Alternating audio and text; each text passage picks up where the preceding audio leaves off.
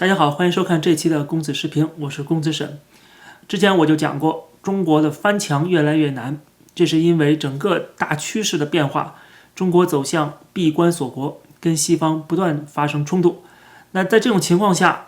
当然他要打造一言堂，打造更加封闭的环境，生怕有任何他无法掌控的情况发生，比如说外界的声音、外界的意见，还有不同的价值观，导致内部对共产党统治的反对。在这种加强管控的同时，就会出现各种各样的过去改革开放时期所不会遇到的情况。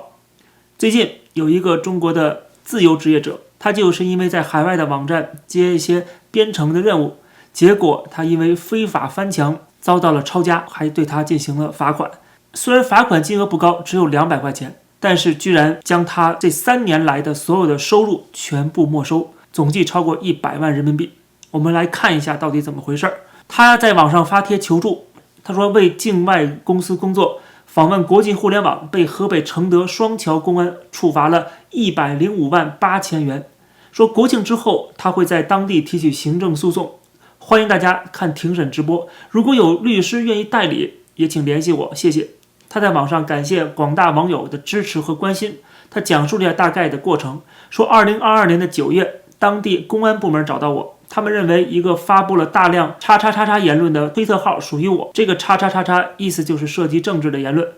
我表示目前正在为境外某公司工作，个人的推特只是偶尔为公司的推文点赞转发，发表叉叉叉叉的推特不属于我。同时向他们介绍了工作的情况，并展示了个人推特账号的信息。他们当天扣押了我的手机、笔记本和几块电脑硬盘，大概1个月左右归还了这些设备。说今年4月跟7月又做了几次笔录，详细介绍了工作情况，还提供了收款的银行卡以及公司所在国的注册信息，还有包括我和公司签署的顾问合同等证明文件。这期间公安部门已经表示说，推特的事情已经查明了，和我无关，但是翻墙的事情要处罚，同时我的收入将被认定为违法所得。今年8月下达了正式处罚决定，翻墙违法，翻墙之后的收入即是违法所得。然后今年9月5号，我申请了行政复议，经过和复议部门的沟通，他们基本认同公安机关的意见，后续我需到法院进行行政诉讼。关键是最后一段，他说期间我多次表示 GitHub.com 和公司的售后支持网站不需要翻墙就可以访问，编写代码在本地电脑上完成也不需要翻墙，但这些解释没有被采纳。如果这个程序员他讲的是事实的话，那这里边有一个很严重的问题，就是政府故意的把他翻墙的行为和他从事工作的行为混在一起了。他的翻墙只不过是浏览一些信息而已，看一看，他也没有发表任何的社政言论啊，那个社政的账号也不是他的。但是呢，政府很明显把它混为一谈，就说你翻墙了，所以违法的，而正好你赚钱是需要用电脑的，结果你用电脑赚的钱全都算是你翻墙获得的好处，全部要没收，因为翻墙是违法的。如果不是政府缺钱了，想贪这笔钱，真的实在找不到另外一个理由。他没有在中国某家企业工作，他不是某个企业的正式员工，他因为没有组织，他是个人的单打独斗的，所以说就非常好割韭菜。那么这里边还有个细思极恐的事儿，就是他翻墙上网的问题，为什么公安局知道，他主动找上门来，把他家里所有的电子设备拿走？他就是因为上了推特，就是因为上了推特这个行为，导致他被抄家。当然后来这些设备给归还了，不过现在好了，人家要的不是设备，要的是你100多万的收入。其实我们可以最追加一点，就是他通过这种方式也是在杀鸡给猴看，他要杀一儆百，他就希望大家知道这个事儿，让你恐惧。翻墙这么危险啊！翻墙虽然他没有发任何东西，那个账号也不是他的啊，社政内容不是他发的，但是你翻墙了，你就要倒霉，你可能收入都要被没收。那谁还敢翻墙？他的目的就是恐吓人民，让人们都不敢再乱说乱动了。说了翻墙是违法的，你们还敢翻墙？好，拉出一个典型来。虽然他这个理由非常的不充分，没收他资产的理由不充分，但是当局恐吓人民的目的已经达到了。他对政府的行为表达不服，结果政府还公布了一个答辩状，他发在网上，由承德市人民政府提出行政复议，我局现答复如下这个明显是承德市公安局的官方答复，说2019年到2022年，在河北省承德双桥区某个地方的家中使用电力设备，擅自使用非法定信道进行国际联网，为某公司提供网络顾问服务，违法所得共计105万8千余元。说有很多的证据来证明这一点，说每次登录网络翻墙软件之后呢，他在浏览器上面输入了 github.com， 是一个所有程序员都知道的网站，里面领取公司任务，进行代码编写，最后还要回答用户问题，以及用 Zoom 开视频会议。说这种行为违反了政府的规定，所以做出罚款并且没收非法所得。承德市公安局认为此案处理事实清楚，证据充分，程序合法，适用法律正确，请承德市人民政府维持我局做出的行政处罚决定。因为它在技术上是比较难做到去把所有的 VPN 都禁掉，其实它已经在禁了。安卓跟苹果的系统都下架了很多的 VPN 这些翻墙软件，但是魔高一尺道高一丈，它还是就是没有办法能够全部禁掉。它能禁掉的话，它早就禁掉了。所以技术上它比较难以达成，它就只能用行政手段，用这种恐吓手段，甚至用这种违法手段。但是这个理由实在是太牵强了，所以连胡锡进中共党委大佬胡锡进都看不过去了。前环球时报总编辑胡锡进发了一个长文，就讲了这件事情。他一边说我们要禁止非正式渠道翻墙，因为这是国家安全的基础，说中国不能被美国的互联网巨头肆意跑马圈地，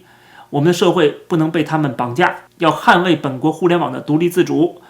但是他又说，这不意味着我们与国际互联网完全隔绝，就是有些公司还是要跟互联网连接，还是要赚钱的，大量人员需要借助国际互联网开展工作。他的意思是我们既要捍卫政治和意识形态安全，同时又要保持中国社会对外开放的基础能力基本就是既要又要嘛。承德将这个程序员的境外工作收入定性为非法收入，并且全部没收，他觉得这是对翻墙最重的经济处罚，颇为值得商榷。这个先例增加了社会的疑虑，不利于中国扩大对外开放。居然他到现在为止还想着对外开放呢，这对外开放早就终结了，好不好？早就已经开始倒退了。好，那他讲出这个话来之后，很快胡锡进在微博上发的这篇文章被删除了，不知道是被他本人删除的，还是被微博给屏蔽的。也就是说，背后很可能是政府故意为之，就是要这么做，就是要杀鸡儆百，就是让这个社会恐惧。像胡锡进说的，增加社会的疑惑，这是他的目的所在啊。胡锡进难道不知道吗？我估计可能是有人提点了胡锡进，告诉他这是政府就要这么做的，所以你赶紧把文章删掉。他真的就删掉了。所以看到这一步，我就想后面这个小伙子他的这个诉讼也很难能够成功。首先，在中国民告官的胜率就极低，几乎等于零，你很难能够告赢一个政府，因为中国是党国体制，政府的权威是第一位的，这是维稳所需要的。政府官员都说了，你们普通百姓不能拿法律当作挡箭牌，对吧？意思是说法律不能保护你们的权利，在这个国家党国政府说了算，法律只是党国政府统治这个国家统治人民的工具而已。所以说在这种情况下，他如果民告官胜算比较低，当然这也不是说完全没有可能，因为所有事情都是暗箱操作的，就是你没有办法去理性分析他的这个诉讼能不能成功，你去讲这些摆在明面上的法律条文是没有用的，它都是暗箱操作。保不齐某个国务院官员就觉得说这个事情可能会影响中国继续的去跟西方国家做生意，虽然现在在走回头路，但是他还没有彻底的撕破脸，对吧？我们还是需要西方的技术、经验、资金在这种情况下，在没有彻底撕破脸的情况下，那么别做太过分，没准某个国务院的官员有这个想法，一个电话这个诉讼就可以解决，可能就不没收他的收入了，就一个电话的事儿而已然后法律不法律，上庭不上庭，都是装样子的 OK， 所以这里边有可能会有一些变数，谁都说不准。但是如果没有变数的话，如果我们只是单纯的看民告官的成功率的话，是极低的。中国的法律没有用，本来就是摆设。如果他真的败诉了，这说明了政府现在已经连最基本的就是道理可以不用讲了，他就可以明目张胆的告诉你，我就这么无赖，我就不按照法律来，你翻墙了就要冒这样的风险，法律也不能为你做主。那这种宣传效果真的可以配合他现在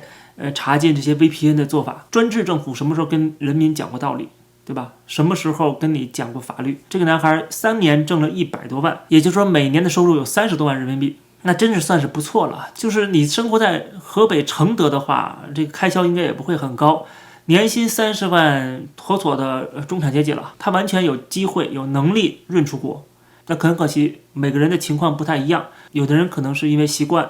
可能是因为家人，也可能是因为境界和事业。但是不管因为什么吧，只要你生活在一个没有人权保障的国家，那么这种事情就会经常发生，你不知道什么时候会发生在你的头上。共产党通过这件事情给我们拉响了警钟啊，释放了一个新的信号，就是他们要加大对翻墙的违法行为的处理，甚至一句话就让你3年的工作努力全部打水漂。发生在这位程序员身上，看似是非常不幸的事情，但是同时又觉得毫无悬念，是必然会发生的，只不过是发生在谁身上的问题。很明显，政府对翻墙的处罚越来越严，范围也不断的扩大，哪怕扩大到从来没有摄政，只是为了生计去翻墙，为海外公司服务编程，连这个部分他都开始要管起来。这也为什么我有朋友每次回国的时候要把手机里边所有的境外的软件全部删除，不管你是推特呀、Telegram 啊什么这些东西，甚至 YouTube， 这些全部不能留，这样的话对方没有把柄，就不会找你麻烦。这只是说的是普通人 ，OK， 还没有说那些上了黑名单的，像我们这样的回去都不能回去。在这样一个无法无天的国度，没有人能够独善其身。不要以为只是我们批评政府，所以我们就上了黑名单，我们就会遭到社会主义的铁拳。现在连一个普通的自由职业者，一个编程的程序员，他们都不会放过。所以不要以为保持沉默，远离政治，你就是安全的。只要你是韭菜，他们镰刀都可能会割到你，而且他们正在寻找肥沃的韭菜，特别是当韭菜越来越少的时候，他们更是饥不择食。好，感谢收看这期的公子视频，欢迎大家点击订阅这个频道，也欢迎大家加入会员来支持我。我们下期节目再见。